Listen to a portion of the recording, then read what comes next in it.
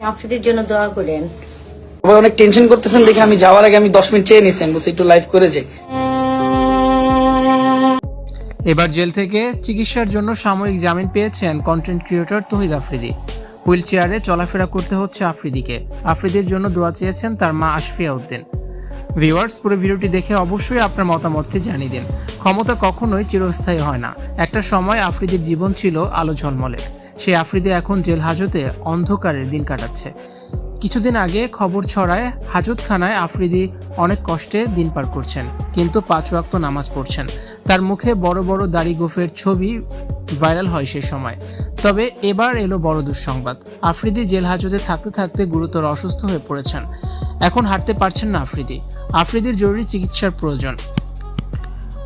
চিকিৎসার জন্য আফ্রিদিকে সাময়িক জামিন দেওয়া হয়েছে। আফ্রিদির মা কেঁদে কেঁদে বলেন, আপনারা আমার ছেলের জন্য দোয়া করেন। তৌহিদ আফ্রিদি জেল হাজতে দুঃসহ জীবন কাটাচ্ছেন। কোনো বন্দীদের সাথে তিনি কথা বলেন না, একা একা চুপচাপ থাকেন আর সবসময় কান্না করেন। রাতে ঘুমাতে পারেন না আফ্রিদি, চিৎকার চেঁচামেচি করে ঘুম থেকে উঠে যান। আফ্রিদির সাথে এক কক্ষে থাকতে চান না অন্য বন্দীরা। তাছাড়া জেলের নির্ধারিত খাবার দাবারও তৌহিদ আফ্রিদি খান না। মাঝে মাঝে একটু মুখে দেন আর বেশিরভাগ সময় না খেয়ে থাকেন।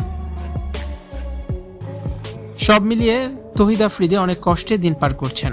আগের থেকেই কিডনি জটিলতায় ভুগছিলেন তৌহিদ আফ্রিদি। এখন তার শারীরিক অবস্থা আরও বেশি গুরুতর। চিকিৎসার জন্য সাময়িক জামিন পেয়েছেন তৌহিদ আফ্রিদি। বন্দি আফ্রিদি এক পুত্র সন্তানের বাবা হয়েছেন, কিন্তু এখন পর্যন্ত ছেলের মুখও তিনি দেখতে পারেননি। এই কষ্ট তৌহিদ আফ্রিদিকে যেন আরও বেশি অসুস্থ করে তুলেছে। ভিউয়ার্স, এই বিষয়টি নিয়ে আপনাদের কি মতামত জানিয়ে অবশ্যই কমেন্টস করুন। আর ভিডিওটি দেখার জন্য ধন্যবাদ। নিয়মিত ভিডিও দেখতে আমাদের সাথে থাকুন।